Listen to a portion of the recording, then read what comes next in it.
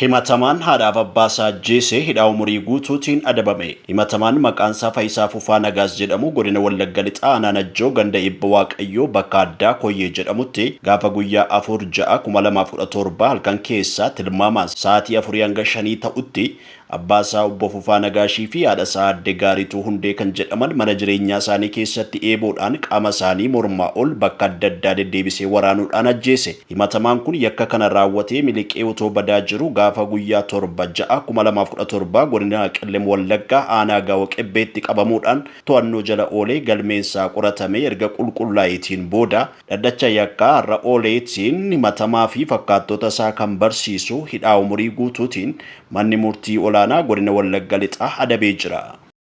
Pireezidaant Tiraamp daa'imman reefuu dhalatanii fi doolaara 5,000 akka kennan waadaa galanii jiru. Tiraamp haadholiin akka ijoollee godhatan jajjabeessuudhaaf tarkaanfii fudhachaa akka jiran himamaa jira. Murteen kun qaama karooraa pireezidaantiin duraanii John F. Kennedy Ameerikaa ammas fayyaa gochuu jedhu ta'uun ibsamee jira.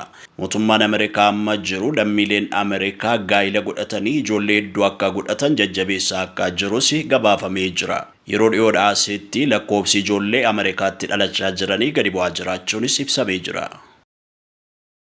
Magaalaa Finfinneetti konkolaataan minibaasii namoota 18 feetee laga Geeshoo jedhamu keessatti kufte. Finfinneetti minibaasiin namoota 18 feetee kutaa bulchiinsa magaalaa Gullallee aanaa 7 daandii guddaarraa garagaltee laga Geeshoo jedhamu keessa seenuun ishee himamee jira. Namoonni balaa kanaan miidhaman ambulaansota koomishinii bulchiinsa sodaa balaa fi ibiddaatiin gara hospitaala Abeetii fi buufata fayyaa Addisuu Gabayaatti geeffamuudhaan yaalamaa jiraachuun himamee jira.